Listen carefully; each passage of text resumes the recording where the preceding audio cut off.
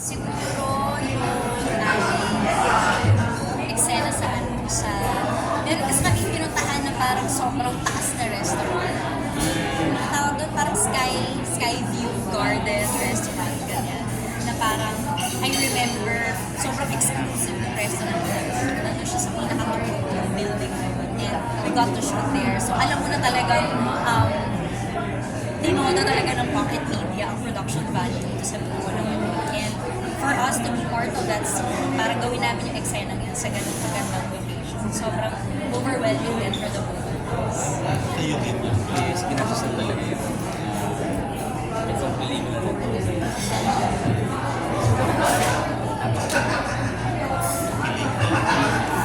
At so, how do you find your role compared with sa role ninyo sa pelikula? Kasi magkaiba ko lang siya sa dali.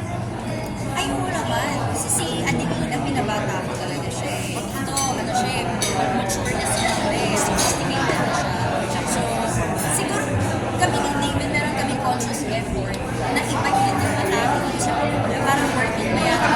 Kasi nga, like, iba na rin naman ang simulations. So, syempre, we want to offer a film na worth it ibayan, worth it na panoorin ng mga tao sa sinihan, i-enjoy sa movie house. Ibang papel ba?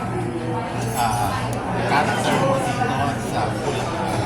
Yes, I think big difference. Yung sa Pulang kasi dilemma ko as hindi ko kailangan magkano. Kasi sa gusto kong araw kasi family or my family. Sa movie naman talagang sobrang taas ang age sa sarili ko na hindi ako mamahalin ko. Until it's Hindi mo akalain na yung love coach mo pala. Doon ka pala. kasi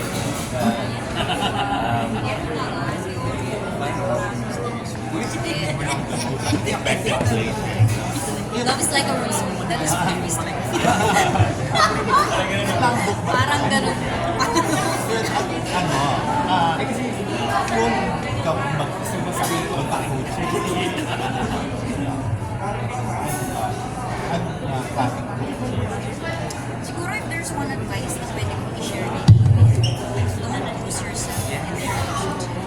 At the end of the day, kailangan you are your own person. Pero learn to support your partner. Ikaw, David, kung meron kasi advice kay Barbie sa love, relationship, or ano yun? kung ano yung basically ako. How do you do it?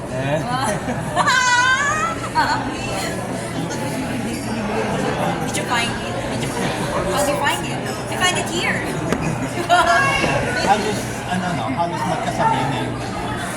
July pa rin ako. Showing nito, tapos ulang araw. Birthday, di ba?